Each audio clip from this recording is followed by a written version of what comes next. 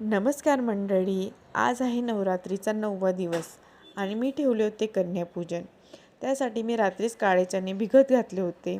ते कुकरला लावून घेतले. त्यात हिरवं वाटण तयार करून घेतलं. त्यानंतर मी कढईत तेल गरम केलं. जिरे आणि हिरवं वाटण टाकून घेतले. छान परतवून घेतलं. नंतर त्यात मसाले घालून घेतले. ते पण छान परतवून घेतले. तेल सुटल्यानंतर मी काळे चणे त्यात टाकून घेतले. त्यानंतर त्याला उकळी आल्यानंतर मीठ घालून घेतलं. त्यानंतर आपले छोले तयार आहे. त्यानंतर मी खीर करायला घेतली. खीर बनवण्यासाठी मी पहिले भात लावून घेतला. भात लावल्यानंतर तो झाल्यानंतर मी त्याला ग्राइंड करून घेतला.